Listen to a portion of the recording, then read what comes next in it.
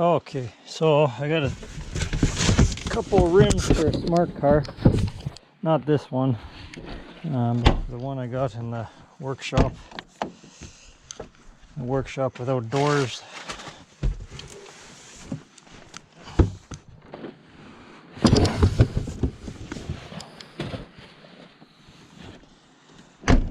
So this smart car is a 450, and that's 2002 to 2006, and then 2007, and later is a 451. And the spacing on the rear wheels is different. Well, the spacing is the same, but the rims are closer to the car on the 451, so they don't work on the Smart 450. So whoever had this car before I got it, before my wife got it, they put rims from a 451 on it, and it looks better with the rims from a 451 because they sit closer in, but it also rubs on the shock absorber. You know, that wore all the rubber and the coverings off the shock, and it was starting to wear on the shock. So I'm hoping the Mercedes ordered the correct ones, and very surprising, $90 for steel rims from Mercedes. It wasn't like $1,000 or something.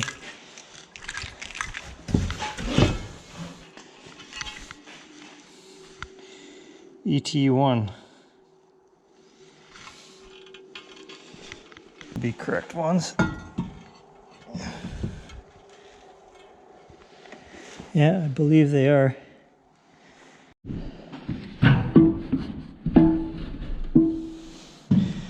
There, just for some perspective, I wanted to see how big the toilet is. Like, I know the size is 30 by 30. That's minimum, but that's what 30 by 30 looks like. So that's cool. That's a full-size toilet too. So that's one of the toilets I was saving for the workshop. I was bidding on doors and stuff at a auction, and no one was buying the used toilets. So I bid on one lot. I think it was either 2 or 3 toilets. I put $1, and ended up getting all 3 toilets or all 2 toilets. I have to look. I can't remember if I have 2 toilets or 3 toilets. So yeah. So the objective for today is move this wall over 9 inches, roughly to where that board is, and that's so I have enough room for counter space. Because you have 30 inches for the tub, 30 inches for the toilet, and that leaves 22 inches for the sink. Countertop could go over the back of the toilet, but still it's not very much room. That's like the width of a person. I could do it at a bit of an angle, but then your leg would be bumping into the toilet here. So I have the space to do it. I'm gonna move this wall over 9 inches. And then the door will open here, it'll open really close to the toilet, but I don't know. I'll try to get it so I can still close the door while you're sitting on the toilet. And then, yeah, should be good. 32 by 32 shower, 30-inch sink or countertop. Okay, I just got to go grab my tools and get the lid for the toilet and start the generator and get the radio, because I need some good music to improve my mood. And all this wood I chucked out, all these chunks, there's probably a few good chunks there. I'll go through that and whatever not using in the house, like this couple pieces of OSB and some plywood there. I'll bring that to the shop.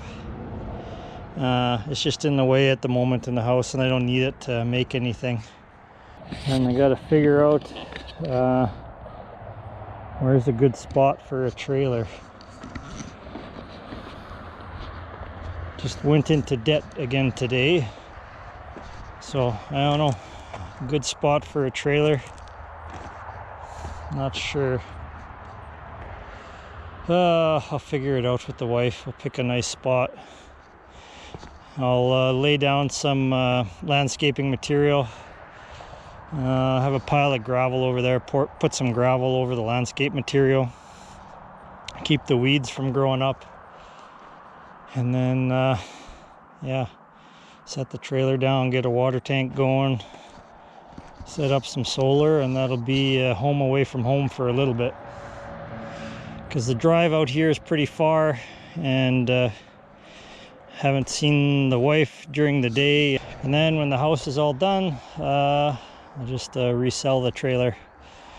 I bought a new one. I didn't buy it. I went into debt to use it until it's paid off, and then it'll be mine. But I suppose it's no one else's but mine until I finish paying it off. So I guess, yeah, it's my trailer. And then when I'm done using my trailer, I will sell it back to the RV place at less than what I paid for it. But having gotten the use out of it, it'll be worth it. And or maybe if I like it so much, I just keep it. But probably not going to keep it, because plan is to get a motorhome. What is that?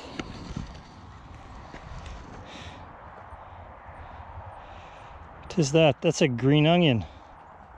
It's a green onion lying on the road. How did that get out here?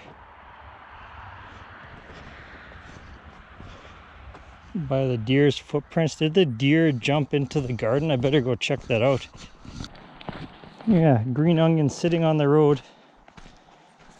And the only place there's green onions on the property is in the garden. The heck. Yeah, there's the green onions. So I think the crow came in here and pulled out a green onion. I don't know. Looks like it was here for a day or so. It's already getting, it's definitely here in the sun a little bit. That one came from here. Look at that. That's where that came out. Somebody pulled the green onion right from there. So that one was there, and somebody yanked it out. I'll have to ask the wife if she pulled out a green onion. Potatoes are growing. I know it's really hard to tell if there's anything in here, but those are potatoes. Potatoes are getting pretty big. I planted some lettuce and some other things. Oh, there's a carrot in there. There's a carrot there. There's lettuce. And over here is supposed to be spinach. Yeah, that's what happens if you can't be around your garden. It goes out of control with weeds. I think the best crop this year is dandelion leaves, and those are pretty darn good. The wife said to bring her some kales. So there's some lovely kales in there. Pretty hardy plant. There's some tomatoes there too, getting big. Have any cucumbers? Wait, these are peppers. Red peppers. Oh yeah, there's some peppers. Yellow peppers right in the center there. That one's kind of black or something going on there already. But yeah, I need to do some weeding. Oh no! The kale is growing out of control. Got to get rid of those leaves or they start going into flower, I think. There's some tomatoes. Oh, a lot of tomatoes. Okay. Well, I'm not going to do any weeding today, maybe tomorrow. So the mystery of the green onion is solved. My wife pulled that out the day before yesterday. And then it must have fell out of the bag when we were loading stuff into the car. So yeah, no crow took it out, no bunny took it out, no deer took it out, no muskrat took it out. We picked it last time we were here and it fell out of the bag. So yeah, phew, there's no hole in the garden fence. So I think the best way to move this wall back, I was smart enough, I only put 2 screws on the bottom plate. But the problem is the nails I put through the studs probably went into the floor too. Okay, well, scratch that plan. My plan was just unscrew it, push the bottom over, cut the tops off, put them on the back side of the top plate, and then just use a straight edge on either side to mark where I got to cut them off, and then just use my skill saw to cut it off, and then move the top plate, nail the studs back in, and then that's it. But if I gotta pry those nails out of the bottom plate, yeah, I just take it all apart and put it back together is the easiest way. Okay, so to remove studs that are nailed in really well, like I nailed these ones in, top and bottom, the best way to take these out is with a Sawzall and with a metal blade. You just go under the bottom of it and cut the nails off, leave the nails in there, and then just re-nail it back in. If you try beating it to the side, you're just going to crack your 2x4 or 2x6 all the bits, and it's not going to be worth much, and it's going to look like crap. Yeah, so best way to remove a 2x4 or a 2x6 or any kind of wood nailed together is just cut through the nail. Like sometimes it's not perfectly tight, and you give it a couple bangs up and you create a gap there, and you can go with your Sawzall and cut it out. And then you don't have to cut through the stud to get to the nails.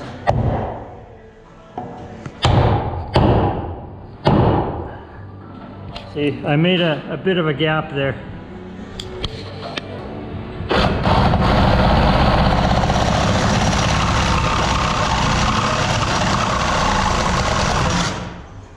There we go. And the nails don't put up much of a fight.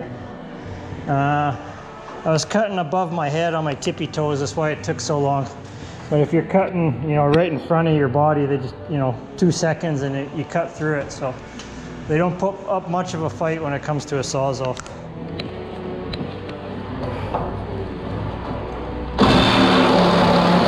See, there's one nail already. There's 2 nails. Now, well, that was 3 nails. And look, it cuts them off right flush. Cut it off pretty well right flush on the top of the stud. Now, isn't that easier than beating the crap out of it? You know, I think it is.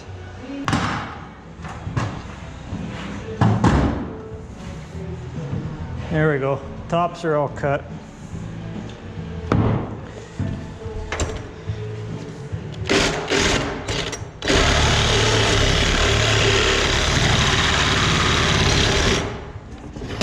There we go. There's one. And if you toenailed it in, like I did there, you could just, you know, rock it side to side and just pull the stud right out and then just bang your nails out.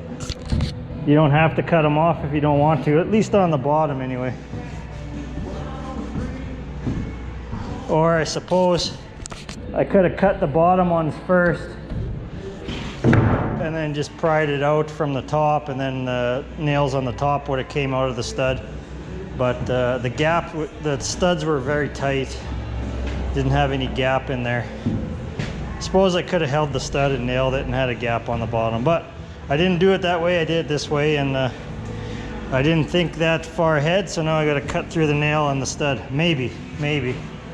Because when I go down an angle, it's probably going to be about 2-3 inches smaller, because the wall is going to be over here, so the top of the stud 2-3 inches smaller. So I shouldn't have to cut through the nails. But if you have a straight wall and you're doing that, maybe hang on to the stud, pull up on it, and bang on the bottom plate, and then cut off the bottom. So 8.5 inches over.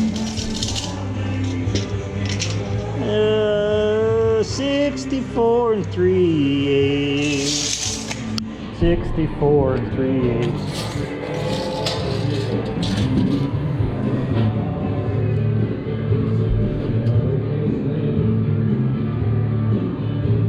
Yeah, oh, I do have a mark there, okay.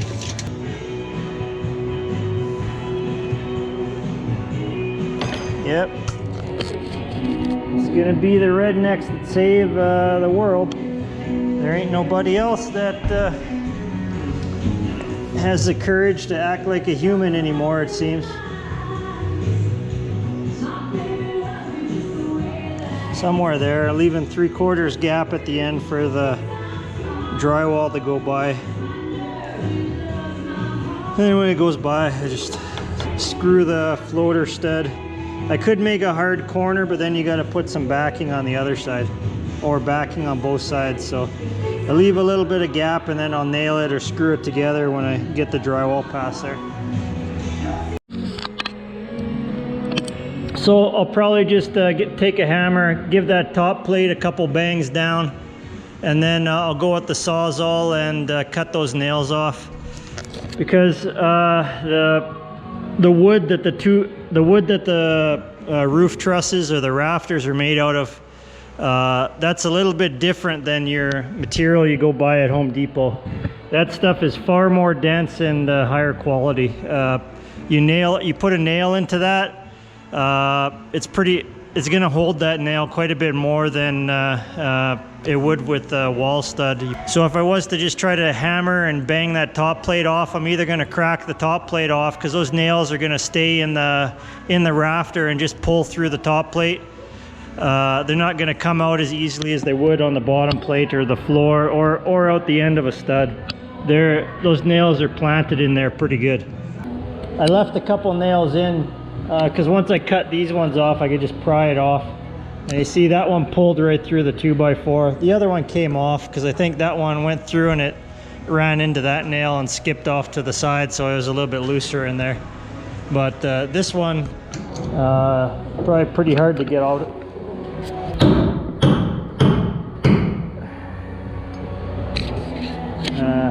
Looser than most of them, I guess. That maybe because that one was in a knot, I don't know. But yeah, usually they hold in the rafters pretty hard, because that wood is a little bit more dense.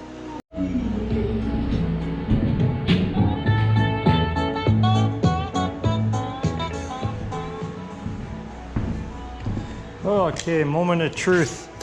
Will I have to cut through some nails? It's 111 3/4. It might be okay. Maybe, we'll see.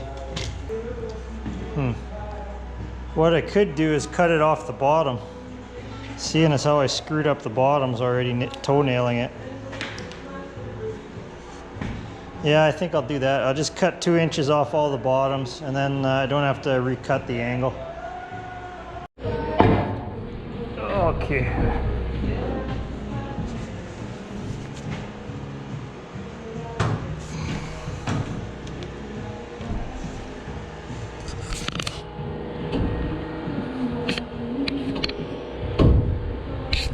A little bit tight on this side. I think that one side was a little bit smaller.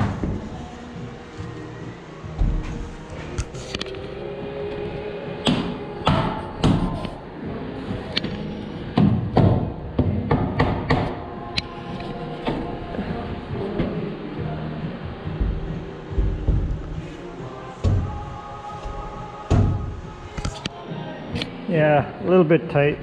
Just take a little bit off it. So instead of 2 inches, take 2 1/8.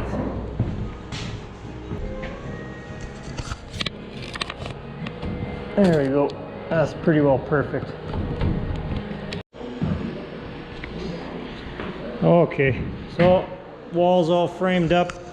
On to the next task. I'm gonna go into the basement, and I got take a look on my phone here.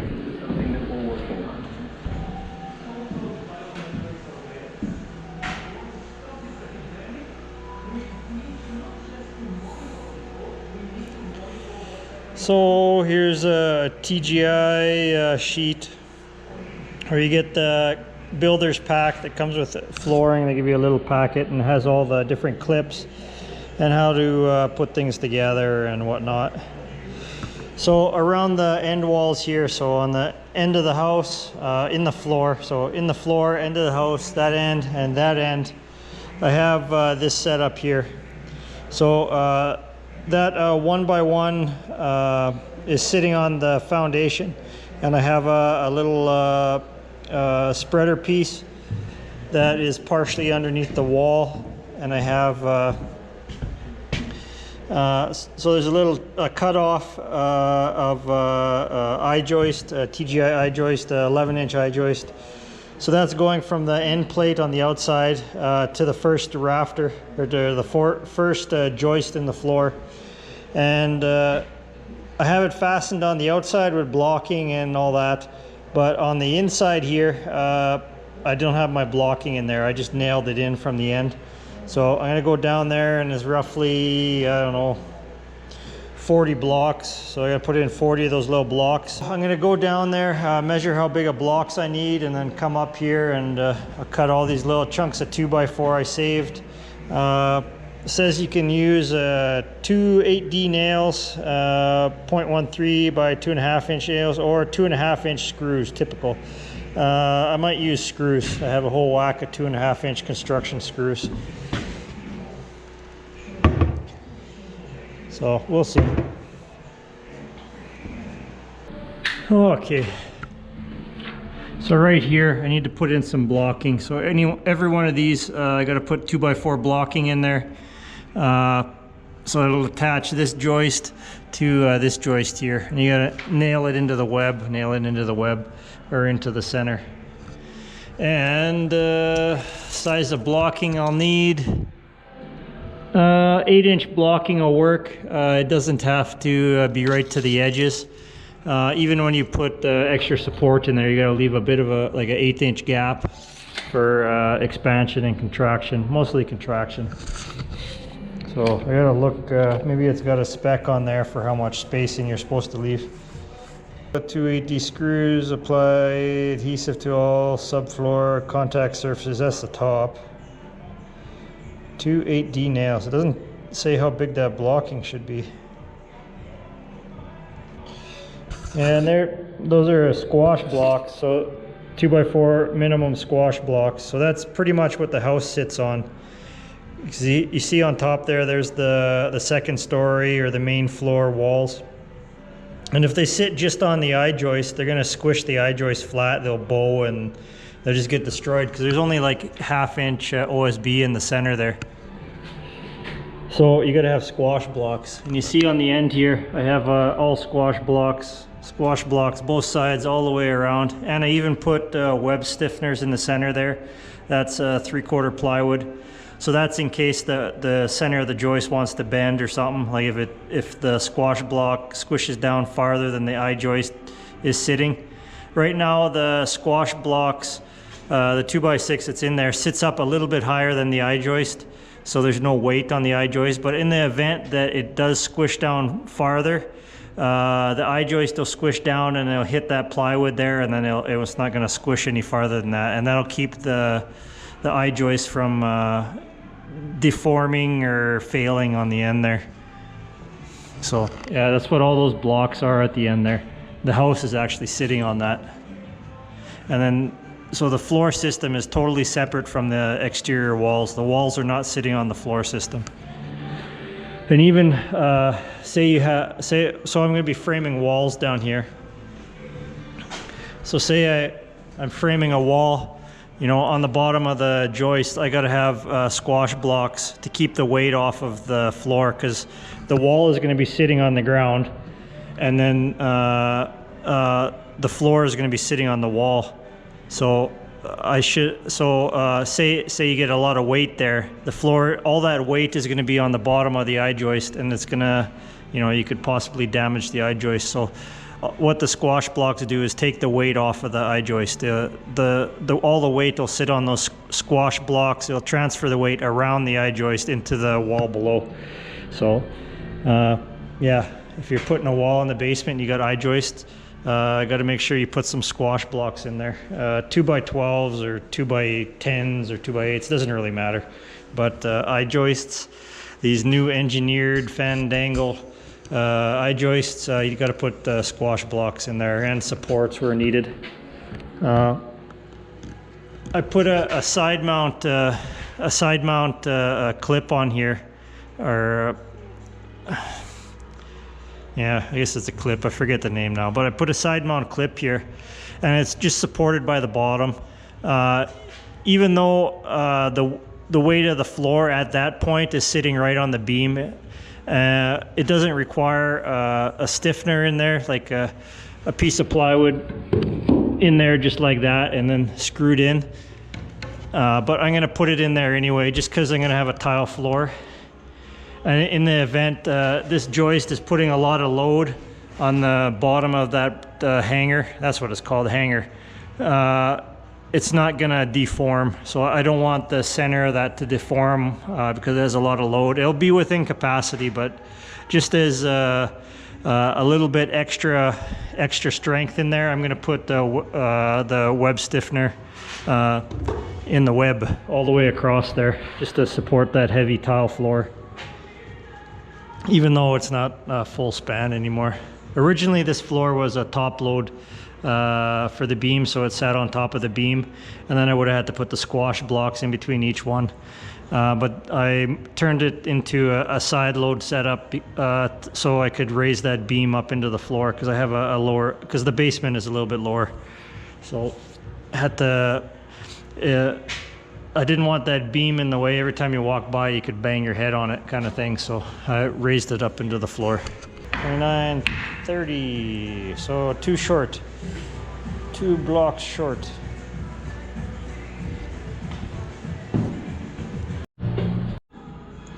Okay, that's pretty much it for tonight. I just looked, that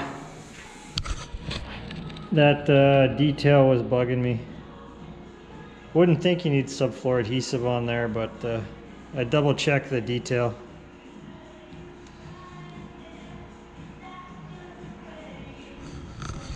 So I double checked the updated detail. So this one is the updated one. It says apply subfloor adhesive to all contact surfaces. And you see how it's kind of like lined off there? There's a line around it. That means that specific detail. So that specific detail requires subfloor adhesive on the blocking. Maybe the strapping too, I don't know. But the strapping will be for a different detail. Yeah, I don't have any subfloor adhesive. All I have is PL Premium, and if I that's better than subfloor adhesive, but you never get it off. So in the event I got to change the blocking, I don't want to put PL Premium on the I-joist, because that joist is installed already. And if I use PL Premium and for whatever reason I got to change something out or take the blocks off, for whatever reason, I can't imagine what, I doubt I'll ever have to, but I would rather be able to take it off without damaging this I-joist. Because even if, like, even if I extend the house, right, like later on, if I extend something out on the house and this blocking is no longer, I suppose I could just leave the blocking on the joist. That's not gonna make too much of a difference, but I'd rather do it with subfloor adhesive, and then at least you can remove it without taking a big chunk of the OSB out when you remove it. So yeah, I'm gonna get a tube of subfloor adhesive, and then I'll continue with the blocking. And the blocking, if you don't want to watch the next video, so blocking just goes in there like that, and you just screw it into this piece, and you screw it through the web into this piece. So 2 screws in that way into the 2x4, 2 screws that way into the 2x4, and that's pretty much it. So I'm gonna pack up for tonight, and then continue tomorrow when I have some subfloor adhesive.